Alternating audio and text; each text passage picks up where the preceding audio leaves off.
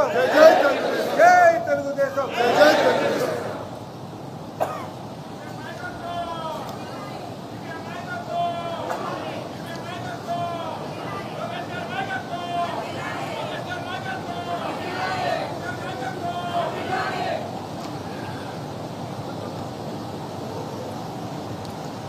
Telugu Desam party కుటుంబ సభ్యులందరికీ నా నమస్కారాలు, స్వాగతం, సుస్వాగతం. కొత్తగా కమిటీలోకి వచ్చిన వారందరికీ కూడా అభినందనలు, శుభాకాంక్షలు.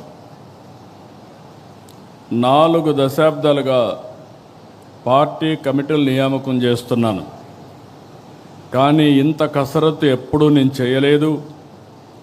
ఎన్నో వడపోతలు, ఎన్నో లెక్కలు, ఎన్నో ఈక్వేషన్లు చూసి మీ అందరికీ పదవులు ఇచ్చాం. ఈ విషయం మీరందరూ గుర్తుపెట్టుకోవాల్సిన అవసరం ఉంది. సీనియర్ని గౌరవిస్తూ, కొత్త వారికి అవకాశాలు ఇస్తూ, కష్టపడిన వారికి చోటిస్తూ కమిటీలు ఏర్పాటు చేయడం జరిగింది. సీనియారిటీ, సిన్సియారిటీ, సోషల్ రీఇంజనీరింగ్తో దాదాపు 250 మందితో కమిటీలు ఏర్పాటు చేసుకున్నాం. అనుభవం, యువశక్తి, సమర్థత గీటురాయిగా పార్టీ కమిటీలు ఏర్పాటు చేశాం. పార్టీ పదవులు చేపట్టిన మీ అందరికీ మనస్ఫూర్తిగా మరొక్కసారి కంగ్రాచులేషన్స్, ఆల్ ది బెస్ట్.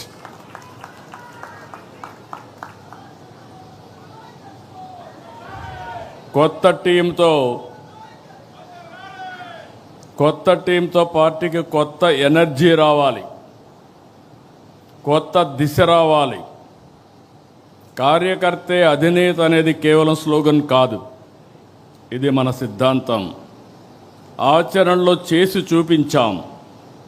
ఈరోజు వేదిక పైన చూస్తే ఒక మండల పార్టీ అధ్యక్షురాలని, ఒక క్లస్టర్ ఇన్ఛార్జిని పాలిట్ బ్యూరో మెంబర్గా చేయగలిగాం.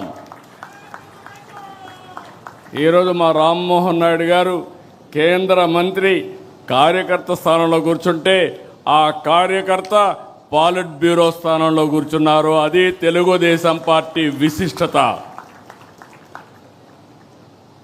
ఇది దేశంలో వేరే పార్టీలో సాధ్యం కాదు. That is Telugu Desam. ఏదైతే చెప్పామో దాన్ని నిరూపించుకుంటున్నాం.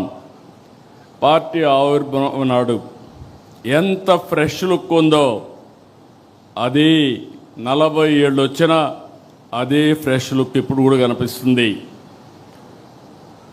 దేశంలో తెలుగుదేశం పార్టీ ముందు పుట్టిన పార్టీలు ఉన్నాయి, తర్వాత పుట్టిన పార్టీలు ఉన్నాయి. అయితే ఇంత పటిష్టమైన నిర్మాణం, బలమైన క్యాడర్ కలిగిన ఏకైక పార్టీ తెలుగుదేశం పార్టీ, వేరే పార్టీ లేదు. ఒక్క ఓటమితోనే రాజకీయ పార్టీలు చాపజుట్టేస్తున్నాయి, కాలగర్భంలో కలిసిపోతున్నాయి. కానీ గెలిచినా ఓడినా ఎప్పుడూ సగర్వంగా ఎగిరే జెండా మన పసుపు జెండా. 44 ఏళ్లలో అనేక సంక్షోభాలు, సవాళ్లను చూశాం. కానీ మన పసుపు జెండా పౌరుషం మాత్రం ఎప్పుడూ తగ్గలేదు, ఎప్పుడు ఎవ్వరూ తగ్గించలేరు.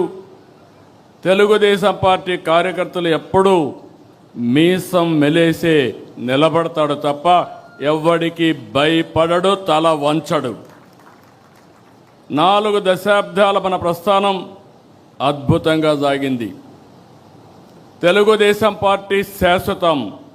తెలుగు జాతి ఉన్నంత వరకు తెలుగు వారి గుండెల్లో ఉండేది ఏకైక తెలుగుదేశం పార్టీ. దాన్ని ఎవరు ఏమీ చేయలేరు. ఇది జాగాలంటే మనం మరింత బలోపేతం కావాలి. 2024 ఎన్నికల్లో టికెట్లు కావచ్చు, ఈరోజు పార్టీ కమిటీలు కావచ్చు. కొత్త తనానికి, యువతరానికి, మహిళలకు ఎక్కువగా అవకాశాలు ఇచ్చాం. ఎప్పుడు కూడా ఈరోజు చూస్తే నాకెంతో ఆనందంగా ఉంది.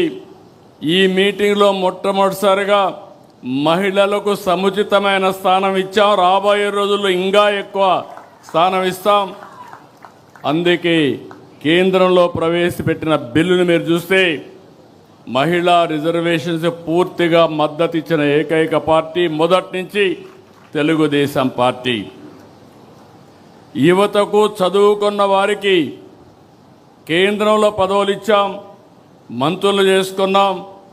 రాష్ట్రంలో కొత్తగా వచ్చిన వారు చాలామంది మంత్రులయ్యారు. చదువుకున్న వాళ్ళందరికీ మంత్రి పదవులు ఇచ్చి ప్రోత్సహించాం. ఈరోజు రామ్మోహన్ నాయుడు గారు, బైరెడ్డి శబరి, రాజేష్ లాంటి వాళ్ళ జాతీయ ప్రధాన కార్యదర్శిగా మనం నియామకం చేసుకున్నాం.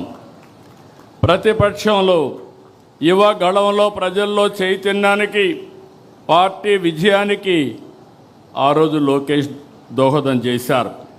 పార్టీ నిర్మాణం, ట్రైనింగ్ క్లాసులు సహా ప్రతి అంశంలో లోకేష్ చాలా కృషి చేశారు, నేను చూశాను. టెక్నాలజీ అడాప్షన్ మొదలుకొని కార్యకర్తలకు సంక్షేమం, 5 లక్షల రూపాయలు యాక్సిడెంట్ ఇన్సూరెన్స్ ఇచ్చిన ఏకైక పార్టీ, సమర్థవంతంగా నిర్వహించే పార్టీ తెలుగుదేశం పార్టీ. ఇటీవల గవర్నమెంట్లో చైర్మన్ ఇన్వెస్ట్మెంట్ ప్రమోషన్ కోసం అపాయింట్ చేస్తే ఏదైతే చెప్పామో 20 లక్షల ఉద్యోగాల హామీని నెరవేర్చేందుకు అనునిత్యం పనిచేస్తున్నారు. చాలా వరకు ముందుకు పోయారు. నిన్నే ఆర్సెలర్ మిత్తల్, ఎస్టర్డే గూగుల్, ఇలాంటి ప్రతిష్టాత్మకమైన కంపెనీలు, వరల్డ్ బెస్ట్ కంపెనీస్ అన్నీ ఆంధ్రప్రదేశ్కి వచ్చాయంటే అది లోకేష్ చూపించిన చొరవ అని చెప్పి కూడా నేను మీకు తెలియజేస్తున్నా. అందుకే ఈరోజు అదనంగా వర్కింగ్ ప్రెసిడెంట్ బాధ్యతలు అప్పచెప్పాం. కానీ బాధ్యతలు అప్పచెప్పినప్పుడు నేను ఒకటే చెప్తున్నా మీ అందరికీ, నేను బ్లైండ్గా ఎవరికి బాధ్యతలు అప్పచెప్పను. నా కమిట్మెంట్ ఈ రాష్ట్రం. 48 సంవత్సరాలుగా రాజకీయాల్లో ఉన్నా. అలాంటి నా కమిట్మెంట్ ఈ రాష్ట్రం యొక్క ప్రయోజనాలను శాశ్వతంగా ఎవరు కాపాడతారో వారికి నేను ప్రోత్సహిస్తా, అండగా ఉంటా. అదే రాబోయే రోజుల్లో ఈ రాష్ట్రంలో మనం ఇచ్చే ఒక లెగసీ అని చెప్పి కూడా నేను మీకు తెలియజేస్తున్నా. ఈరోజు ప్రతిపక్షంలో పోరాటాలు చేస్తే జనం హర్షిస్తారు. కానీ అధికారంలో పదవి అంటే అటు ప్రజల్ని ఇటు పార్టీని మెప్పించాలి, ఒప్పించాలి, మార్పు చేసి చూపించాలి.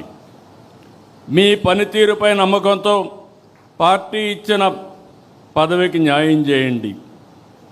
అందరితో సమన్వయం చేసుకోండి. నిర్ణయాలు తీసుకుని పార్టీని ఎక్కడికక్కడ ముందుకు నడిపించడంలో అందరూ కూడా ముందుకు పోవాల్సిన అవసరం ఉంది.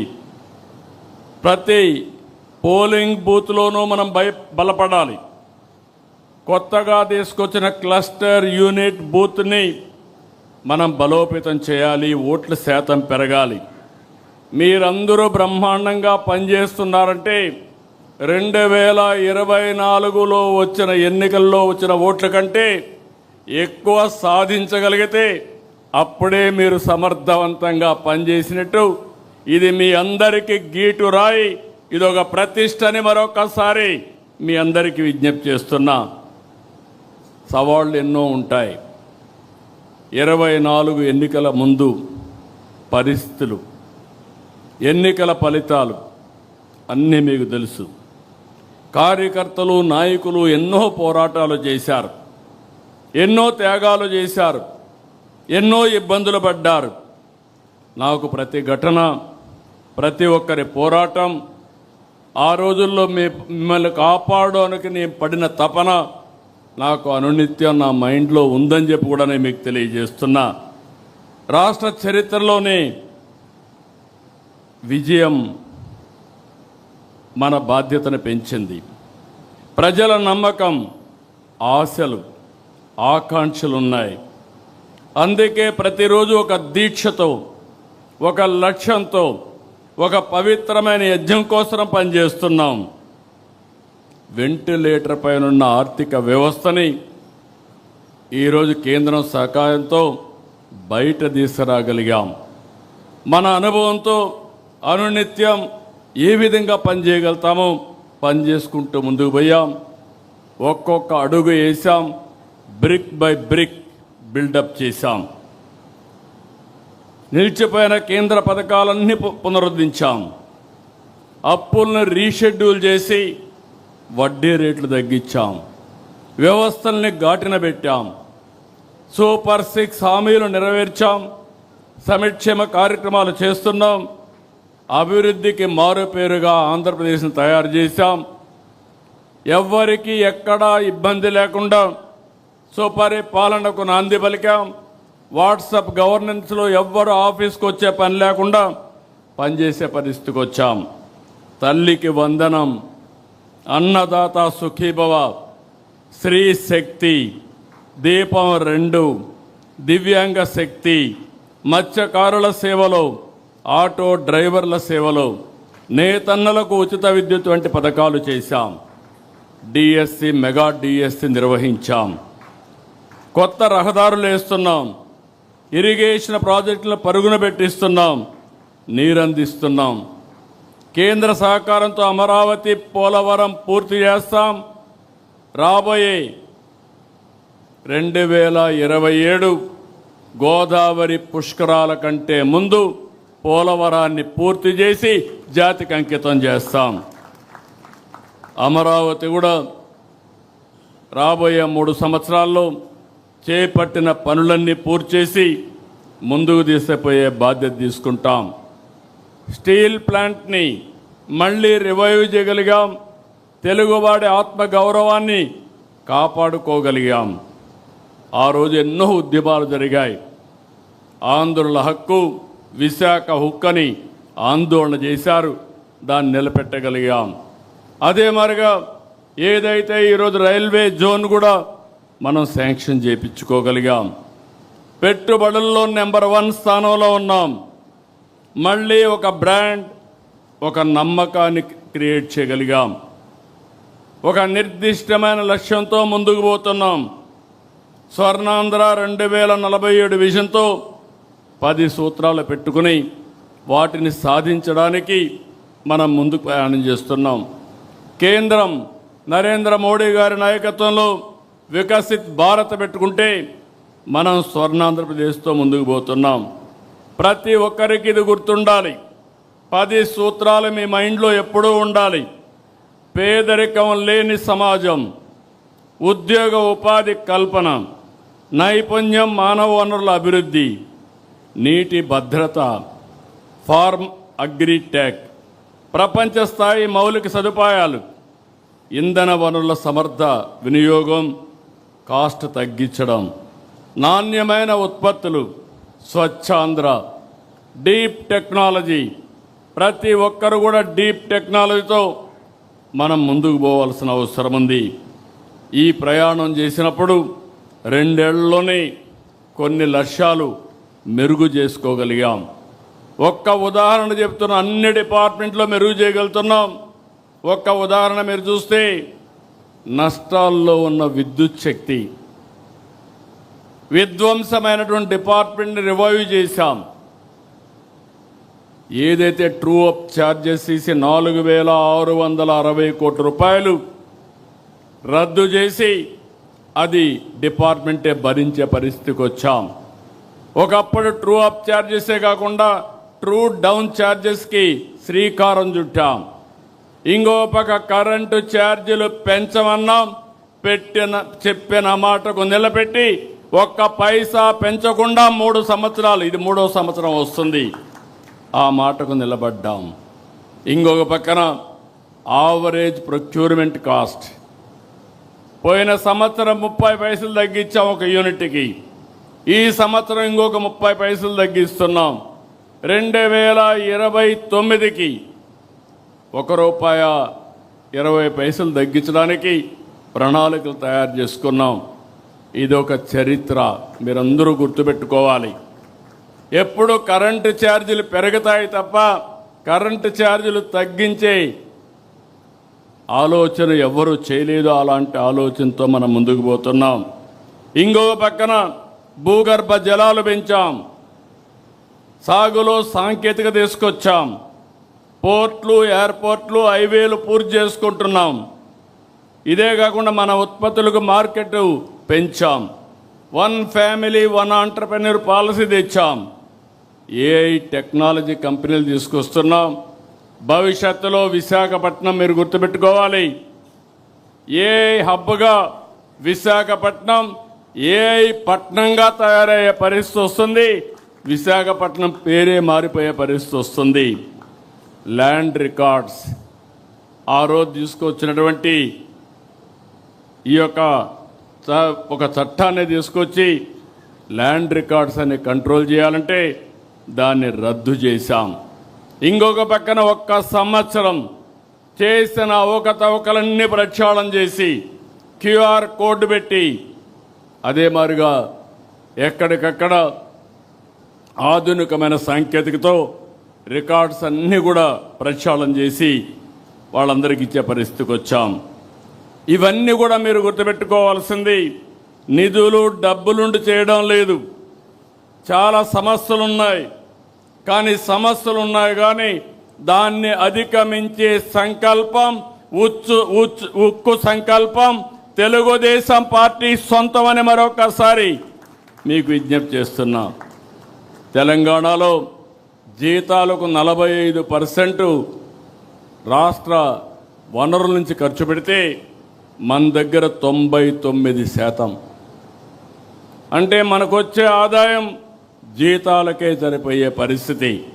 నేను అందుకే ఫైనాన్స్ మినిస్టర్ చెప్పాను, ఎప్పటికప్పుడు వాస్తవాలు ప్రజలకు చెప్పి ఏ విధంగా ఎకానమీని రివైవ్ చేస్తున్నాం అనే విషయం కూడా మనం చెప్పాల్సిన అవసరం ఉంది. ఆ రోజు మన గవర్నమెంట్లో సమాచారం లేదు. ఆ రోజు ఒక కమిట్మెంట్తో చెప్పాం, ఈ రాష్ట్రాన్ని బాగు చేయాలి, ఒక అభివృద్ధి కాదు సమిక్షేమం కూడా చేసే సత్తా తెలుగుదేశం పార్టీకి ఉంది అని చెప్పడానికి ఆ రోజు నేను ఎన్ని ఇవ్వాలో అన్ని ఇస్తా అన్నాం. కానీ 4వసారి ముఖ్యమంత్రి మీరు గుర్తుపెట్టుకోవాలి, ఎంత లోతుకు పోతే అంత భయంకరమైన పరిస్థితి. మాట ఇచ్చాం, నిలబెట్టుకోవాలి. అభివృద్ధికి నిధులు వస్తాయి కానీ సమిక్షేమానికి మాత్రం మన వనరులే మనం ఖర్చు పెట్టుకోవాల్సిన అవసరం ఉంది. కానీ ఈరోజు మీరు చూస్తే ఒక పద్ధతి ప్రకారం మొదలు తారీఖు అంటే దగ్గర 63 లక్షల మందికి పేదల సేవలో ఉదయం ఇంటికెళ్ళి వాళ్ళకు నమస్కారం పెట్టి వాళ్ళకు పెన్షన్లు ఇచ్చే ఏకైక పార్టీ అతిపెద్ద డీబీటీ కార్యక్రమం మనం చేపట్టాం. ఈ విషయాల్లో మీ అందరిలో క్లారిటీ ఉండాల్సిన అవసరం ఉంది. భారతదేశంలో ఉండే బెస్ట్ పాలసీస్ అన్ని కూడా అడాప్ట్ చేశాం. మనం వినూత్నమైన పాలసీలు తీసుకొచ్చాం. ప్రపంచంలో ఉండే బెస్ట్ పాలసీస్ని అక్కడుండే కెపాసిటీ బిల్డింగ్ అలాంటివన్నీ నేర్చుకోవడానికి మొట్టమొదటిసారిగా సింగపూర్కి 6 మంది మంత్రులను పంపించాం. ఎందుకంటే మనందరం గుర్తుపెట్టుకోవాలి, మనం ఏదో కష్టపడడం కాదు, తెలివితేటలతో కష్టపడాలి. ఎక్కడ బెస్ట్ పాలసీస్ ఉంటే అవన్నీ తీసుకురావాలని చెప్పి ముందుకు పోయాం. ఇవన్నీ మనం చేస్తూ నేను ఒకటే కోరుతున్నా, మనం చేసిన మంచినే కాదు, అనునిత్యం ఈ పనిలో మనం అనుసంధానం కావాలి. అదే సమయంలో అవతల వాళ్ళు చేసే కుట్రలను కూడా తిప్పుకొట్టే పరిస్థితి ఉండాలి. అదే నిజమైన రాజకీయం. అందుకే గొడ్డలి పార్టీ చేస్తున్నటువంటి చెడును కూడా అనునిత్యం ప్రజలకు చెప్పాలి. అధికారంలో ఉండగా రాష్ట్రాన్ని పూర్తిగా నాశనం చేశారు. అది చాలక ఇప్పుడు కూడా కుట్రలు చేస్తున్నారు. ఈరోజు మీరు చూస్తే ఒక కిల్లింగ్ మనస్తత్వం ఉన్న గొడ్డలి పార్టీకి ప్రజా సంక్షేమం పట్టదు, అభివృద్ధి గిట్టదు. రాష్ట్రానికి పెట్టుబడులు వస్తున్నాయంటే విమర్శలు చేస్తారు. ఒకవేళ విమర్శలు చేసిన తర్వాత ప్రజల్లో కానీ వ్యతిరేకత వస్తుందనుకుంటే మేమే తెచ్చాం, మేమే ఆలోచించామని మాట్లాడే పరిస్థితికి వస్తున్నారు. ఇంకో పక్కన ఎక్కడన్నా డబ్బులు తేవాలంటే దానికి కావాలని కంప్లైంట్స్ పెట్టి అడ్డు పెట్టే ప్రయత్నం చేస్తున్నారు. ఇంకొక పక్కన మనం చేసే అభివృద్ధి చూస్తే దేశంలో మొట్టమొదటిసారిగా 25-26లో 25.3% పెట్టుబడులు ఆంధ్రప్రదేశ్ రాష్ట్రానికి వచ్చాయంటే అది మన మీద ఉండే నమ్మకం. దీంతో వీళ్ళకి ఫ్రస్ట్రేషన్ మొదలైంది. ఎక్కడికక్కడ నిధులు రాకుండా తప్పుడు ఫిర్యాదులు చేయడం, కోర్టులో పిటిషన్లు వేయడం, ఈ కుట్రలకు కుతంత్రాలకు కాలం చెల్లింది. సమర్థవంతంగా ఎదుర్కొనే శక్తి ఎన్డీఏ గవర్నమెంట్కి ఇక్కడ ఉంది. ఇంకొక పక్కన మీరు చూస్తే ఆ పార్టీకి ఒక ఓసీడీ పట్టుకునింది. నేను మామూలుగా చెప్పడం లేదు ఈ మాట, అబ్సెసివ్ కంపల్సివ్ డిజార్డర్. ఇది ఒక వ్యాధి. ఆ వ్యాధిని అందరికీ అంటగట్టడానికి చూస్తున్నాడు పార్టీ మొత్తం. అబ్సెసివ్ కంపల్సివ్ డిజార్డర్ అది ఈరోజు క్రెడిట్ చోరీ డిజార్డర్గా కూడా తయారీ. అందులో భాగమే ఇది. మీరు అందరూ అనుకుంటున్నారు ఒక జబ్బు ఉండే వ్యక్తి, చాలామందికి మెంటల్ ఇల్నెస్ వస్తూ ఉంది. ఇప్పుడు ఆ మెంటల్ ఇల్నెస్లో భాగమే ఓసిడి. అలాంటి వాళ్ళకు ఏది పట్టుకుంటే అదే, దేన్ని లెక్క పెట్టుకోరు. వాళ్ళ ఆశయాలకు అడ్డంగా ఎవరైనా వస్తే ఎంతకన్నా తెగాయించే పరిస్థితి వస్తుంది. వాళ్ళని ఇదే మరిగా మనం వదిలేస్తే ఇప్పుడు జరిగిన సంఘటనలు కూడా మనం గుర్తుపెట్టుకోవాలి. మనం వదిలిపెడితే దేశానికి స్వాతంత్రం తేవడానికి మేమే ఆలోచించామని కూడా చెప్తారు. అది నమ్మతారని కాదు, వాళ్ళ మనస్తత్వం. ఇంకో పక్క మీరు గుర్తుపెట్టుకోవాలి, సింధూరుకు కూడా డ్రోన్ ఆలోచన నేనే ఇచ్చానని చెప్పే పరిస్థితికి వస్తారు. ఫేక్ ప్రచారంతో ఒక పటిష్టమైనటువంటి యంత్రాంగాన్ని ఎస్టాబ్లిష్ చేశారు. వీళ్ళు మాట్లాడతారు, వాళ్ళ పేపర్లో పబ్లిసైజ్ చేస్తారు, సోషల్ మీడియాలో విస్తృతంగా ఈ ఫేక్ ప్రచారాన్ని చేసి కడాన మనకు కూడా అనుమానం వస్తుంది, ఏంట్రా ఏమైనా జరిగిపోయిందా అని. ఆ పరిస్థితి తెస్తారు. మీరు చూడండి, పదే పదే ఎందుకు చెప్తున్నానంటే, నేనే ముఖ్యమంత్రి, బాబాయ్ హత్య, వివేకానంద రెడ్డి, నిద్రలేశాను, న్యూస్ వచ్చింది సాక్షిలో, వివేకానంద రెడ్డి గారు చనిపోయారు. ఇమ్మీడియట్గా నేను బాధపడ్డా, ఒక మంచి వ్యక్తి చనిపోయాడు అనే బాధ కలిగింది. నా పక్కన ఐజీ ఇంటెలిజెన్స్ ఉన్నాడు, డీజీపీ ఉన్నాడు, సీఎంఓ ఉంది, ఎమ్మెల్యేలు ఉన్నారు, ఎంపీలు ఉన్నారు, మంత్రులు ఉన్నారు, హోమ్ మినిస్టర్ ఉన్నారు. ఎవరు కూడా నాకు బ్రీఫ్ చేయలేకపోయారు, బిజీగా ఉన్నాం. ఆయన కూతురు ఆ రోజు అడిగింది, ఇది కేస్ స్టడీ మాత్రం మీకు అందరికీ, కూతురు అడిగింది, నాకు అనుమానం ఉంది, ముందు పోస్ట్ మార్టం చేయాలంటే అప్పుడు పోస్ట్ మార్టానికి పంపించాం. పోలీసుల్ని పెట్టుకొని సాక్ష్యాలు తారుమారు చేశారంటే, సాక్ష్యాలు లేకుండా చేశారంటే ఎలాంటి వాళ్ళో మీరు గుర్తుపెట్టుకోవాలి. పోస్ట్ మార్టంకి వెళ్తే షాకింగ్ నిజాలు. గొడ్డలతో తలంతా ఇచ్చేస్తే మొత్తం రక్తం వచ్చి కుట్లేసి అంత్యక్రియలు పంపించే పరిస్థితికి వచ్చారు. రూమ్ అంతా లాగారు,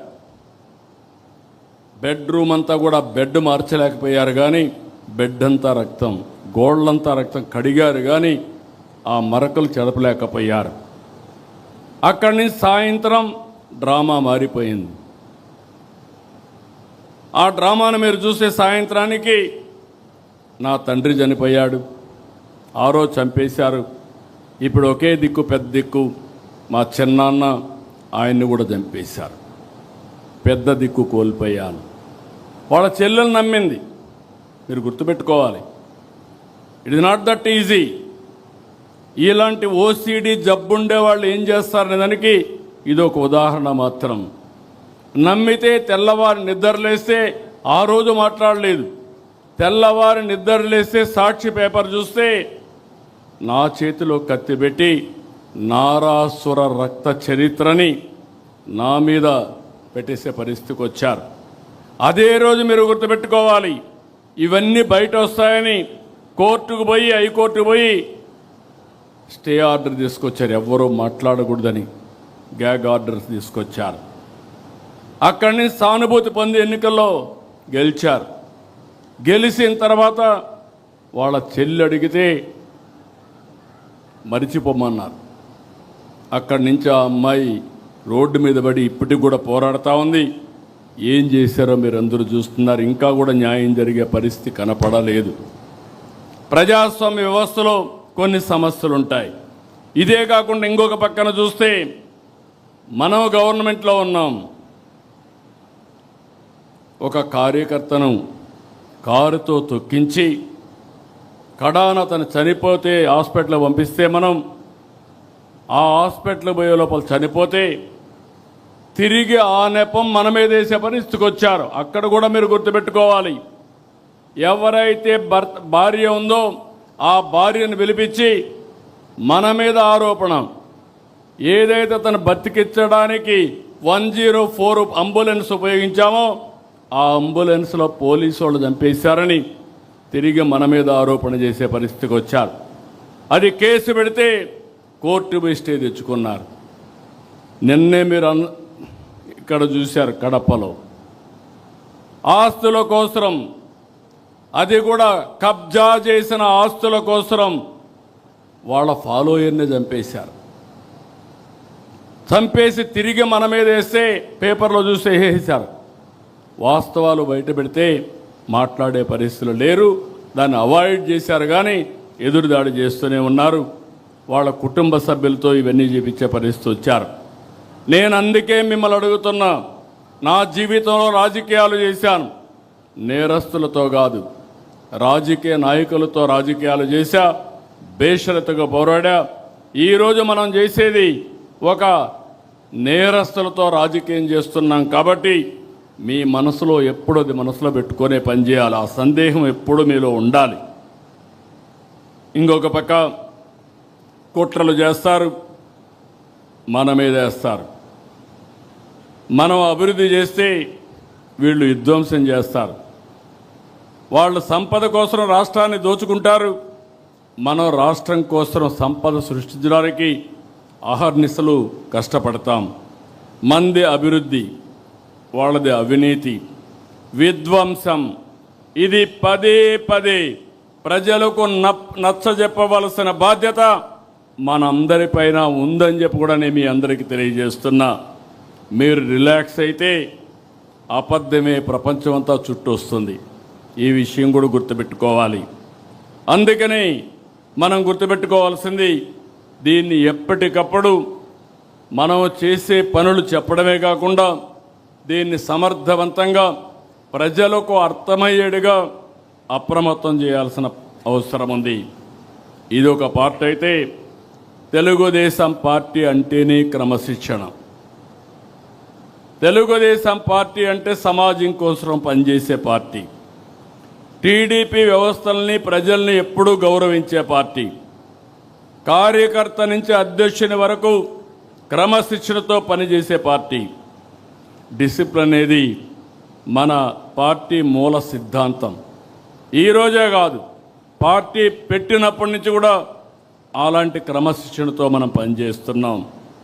ఇంకొక పక్కన మనందరం గుర్తుపెట్టుకోవాల్సింది, ప్రజలతో సౌమ్యంగా ఉండాలి, ప్రజలకు అందుబాటులో ఉండాలి, ప్రజలకు ప్రభుత్వానికి వారధిగా మీరు పనిచేయాలి.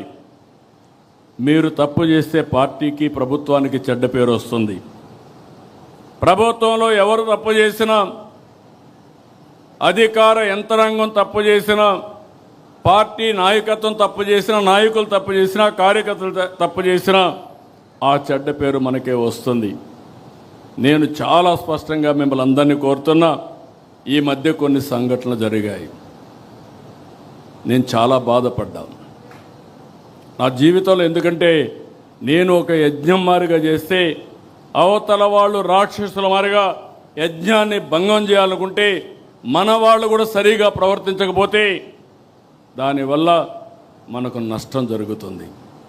అన్నీ ఉండి మనం ముందుకు పోవడం లేదు. నా రాజకీయ జీవితంలో మొట్టమొదటిసారిగా పెను సవాల్ని నేను ఎదుర్కొంటున్నా. ఆర్థిక ఇబ్బందులు, కదలలేని పరిస్థితి అన్నీ ఉన్నాయి. కానీ ప్రజలు మాత్రం ఒక మంచి పని చేశారు.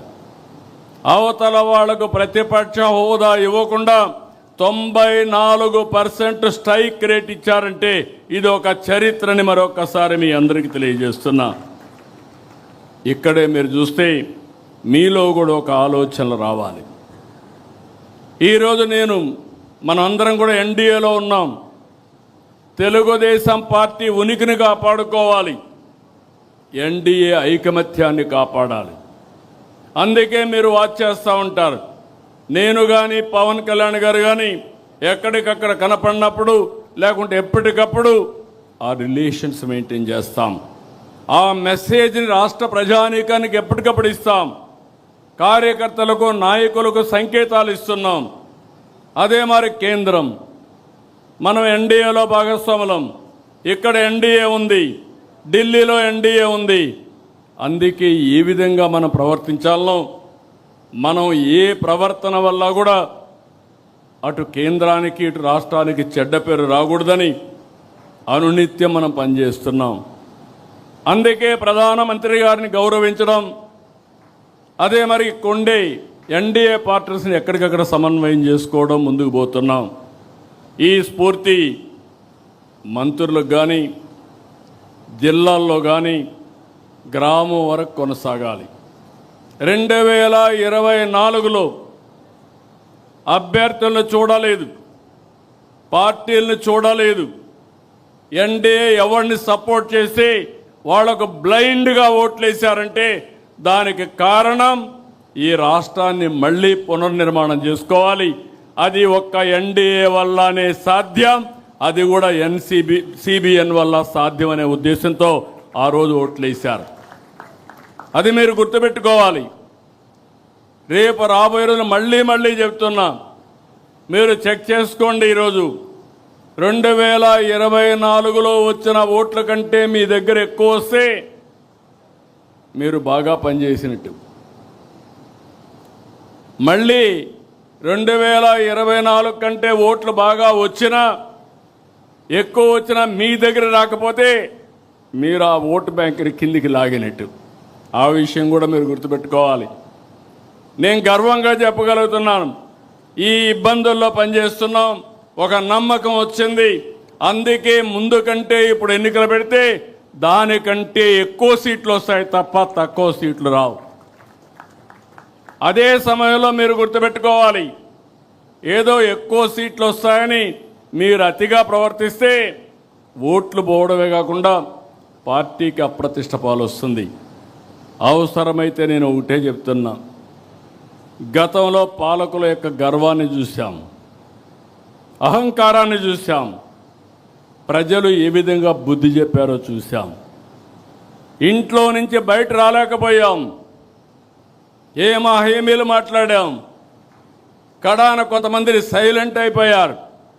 కానీ ఆ రోజు ఈరోజు వీరోచితంగా పోరాడింది తెలుగుదేశం పార్టీ కార్యకర్త పోరాడారు, నాయకులు పోరాడారు. దాన్ని కాపాడుకుంటూ వచ్చాం. అందుకే మళ్ళీ నేను రిమైండ్ చేసేది, ప్రజల పట్ల గౌరవంగా ఉందాం.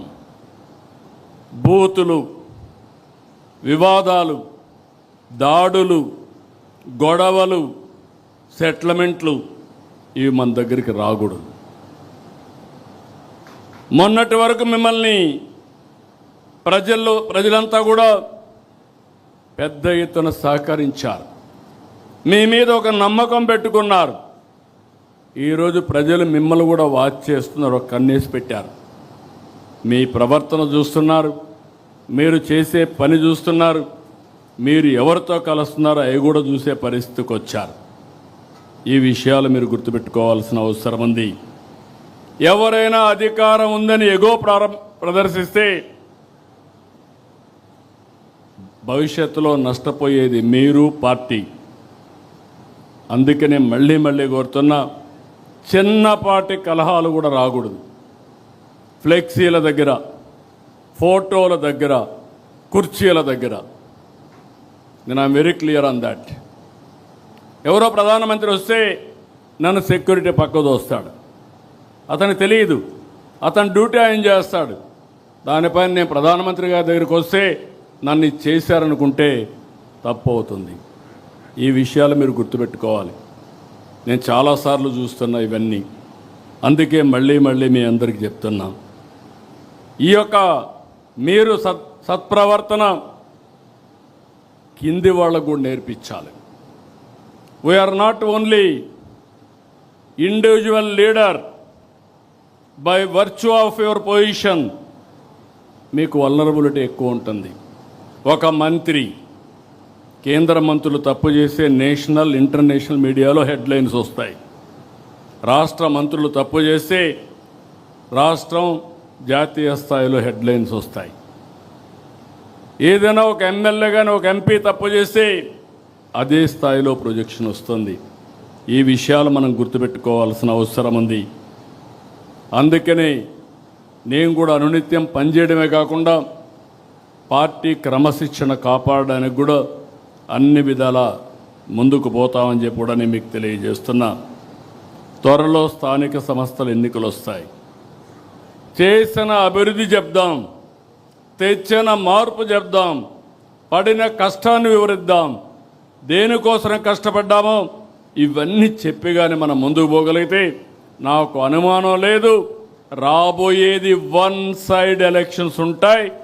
2024 అసెంబ్లీ కంటే మెరుగైన ఫలితాలు చూడబోతున్నామని మీ అందరికీ తెలియజేస్తున్నా. మళ్ళా అభ్యర్థుల ఎంపికలో మీరు తప్పు చేస్తామంటే మాత్రం కుదరదు. ఏది కూడా ప్రతి ఒక్కటి కూడా నిష్ఠతో చేయాలి, మనసు పెట్టి చేయాలి, భవిష్యత్తు కోసం పనిచేయాల్సిన అవసరం ఉంది.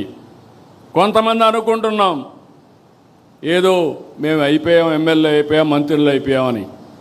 2 ఏళ్ళు అయిపోయింది, 3 ఏళ్ళ మళ్ళా ఎలక్షన్స్ వస్తాయి. మీకు అందరికీ గుర్తుపెట్టుకోవాలి. వన్ టైం ఉండాలంటే ఒక ఆలోచన, శాశ్వతంగా ఉండాలంటే ఇంకొక ఆలోచన.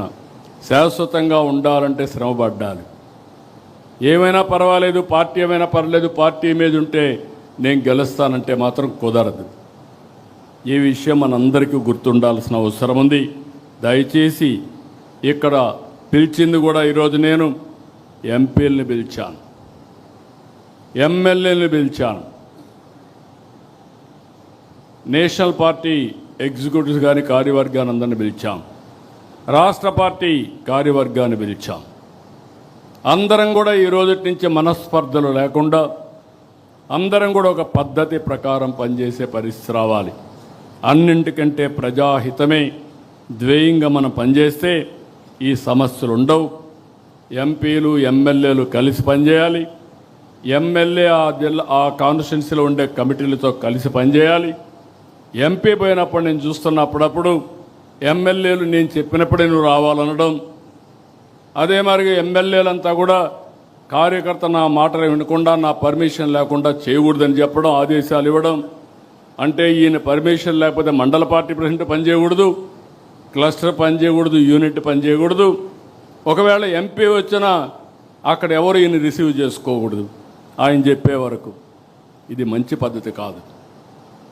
ఒకప్పుడు తెలుగుదేశం పార్టీ ఒక ఉన్నతమైన సాంప్రదాయాలతో, ఒక మండల పార్టీ ఎన్నిక ఎమ్మెల్యేకి సంబంధం లేదు, ఆ మీటింగ్లో ఆయన ఉండడు. అందరినీ కూర్చొని పెట్టి సెలెక్ట్ చేసి ఎవరైతే మండల పార్టీ ప్రెసిడెంట్ ఉన్నాడో ఆ పార్టీ అధ్యక్షుడితో ఆయన పనిచేయించుకోవాలంతే. అలాంటి సాంప్రదాయాలు ఉండే పార్టీ అందుకే ఈరోజు నిలబడింది. లేకపోతే ఇంకోటి కూడా చెప్తున్నా, మీరందరూ గుర్తుపెట్టుకోవాలి. తెలుగుదేశం పార్టీ కార్యకర్తలు మాతో ఉంటారనుకుంటారు. మీరు అధికారంలో ఉన్నంత వరకు ఉంటారు, టికెట్ ఇస్తే మీతో ఉంటారు, టికెట్ ఇవ్వని మరుక్షణం తెలుగుదేశం పార్టీతో ఉంటారు, ఆ జెండాకే పనిచేస్తారు. నేను చాలా ఎన్నికల్లో చూశా, నాట్ 1 or 2 ఎలక్షన్స్, 9 ఎన్నికల్లో చూశా, 45 ఏళ్లుగా చూస్తున్నా. అది తెలుగుదేశం పార్టీ కార్యకర్త యొక్క విశిష్టత అని చెప్పి కూడా నేను మీకు తెలియజేస్తున్నా. ప్రజా సమస్యలు పరిష్కారం చేయడంలో కూడా మనం చాలా వరకు జాగ్రత్తగా ఉండాలి, ఓపికగా తీసుకోవాలి.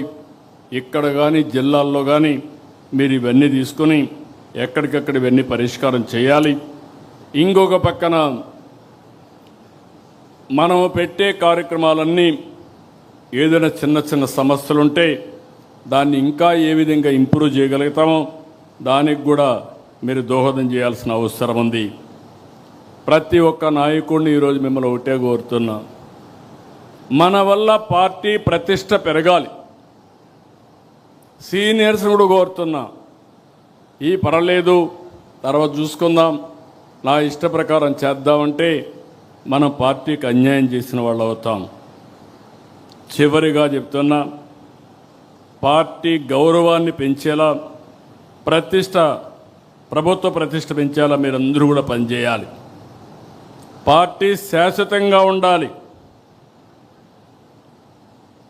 అధికారంతోనే ఉండాలి.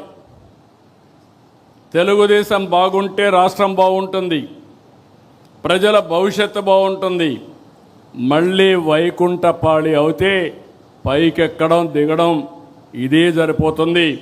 నేను చూశాను, ఇదే కానీ 2014 నుంచి 19 వరకు కానీ కంటిన్యూ అయినట్టు 19, 24 కానీ ఉంటే ఆ రోజే పోలవరం పూర్తయ్యేది, అమరావతికి ఒక షేప్ వచ్చేది, రాష్ట్రం నెక్స్ట్ లెవెల్కి వెళ్ళేది. ఒక చిన్న ఉదాహరణ చెప్తున్నాను. విభజన జరిగింది, తెలంగాణకు మనకు వనరులు చూశాం.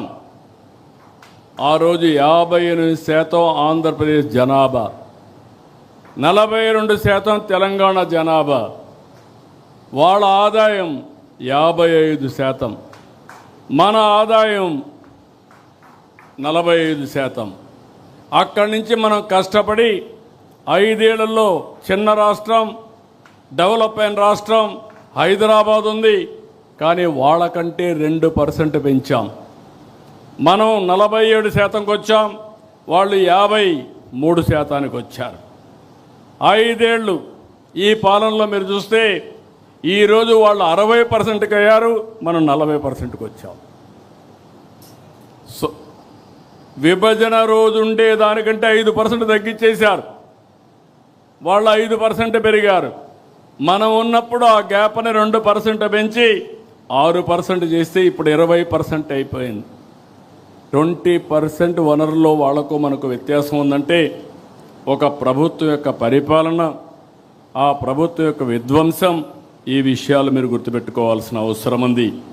ఇది పదే పదే మీరు స్టడీ చేయాలి, మీరు అర్థం చేసుకోవాలి. మీరందరూ కూడా చాలా బిజీగా ఉంటాం, నేను కూడా బిజీనే. కానీ వీడికి వచ్చినప్పుడు నేను ఏం మాట్లాడాలని ఆలోచించుకొని వచ్చా, కానీ మీరు అది కూడా ఆలోచించకుండా మాట్లాడతారు, అది ప్రమాదం. This is where I'm asking all of you. దృష్టి పెట్టండి, మీరు ఆలోచించండి. ఫైనల్గా ఒకటే చెప్తున్నా, ఈరోజు ప్రమాణ స్వీకరణ మీరు చూశారు. 2047కి తెలుగు జాతిని నెంబర్ 1 చేయాలనేది మనందరి లక్ష్యం, మనందరి సంకల్పం. అది ఒక్క తెలుగుదేశం పార్టీతోనే సాధ్యం. మళ్ళీ మళ్ళీ ఇక్కడ విజ్ఞప్తి చేస్తున్నాం, మీ అందరికీ కూడా చెప్తున్నాను. ఎవరికి కొంతమంది అడుగుతున్నారు, నా పర్మిషన్ లేకుండా పదవులు ఇవ్వకూడదని కూడా ఇంకా అలాంటి ఆలోచనలు ఉన్నాయి పార్టీలో. ఎవ్వరి పర్మిషన్ ఉండదు. ఎవడు బాగా పనిచేస్తే వాడికే దండేస్తాం తప్ప ఎవరి పర్మిషన్ ఉండవు. పార్టీ ఎవరిని నియమిస్తే వాళ్ళకు అండగా నిలబడడం, వాళ్ళతో కలిసి పనిచేయడం మీ బాధ్యత, మనందరి బాధ్యత, నా బాధ్యత కూడా. ఇంకా విధానాన్ని రూపకల్పన చేసుకుందాం, ఏ విధంగా అవార్డు వాళ్ళని గుర్తించాలో చేద్దాం. మీ గౌరవం పెరగాలంటే మీ నియోజకవర్గం బలంగా ఉండాలి. మీ నియోజకవర్గం బలహీనపడి మీరు బలపడాలంటే, మీ గౌరవం పెరగాలంటే పెరగదని చెప్పి కూడా నేను మీకు తెలియజేస్తున్నా. నేను బ్లంట్గానే చెప్తున్నా, ఈరోజు ఏమనుకోవద్దండి, మనసిప్పి మాట్లాడాలి.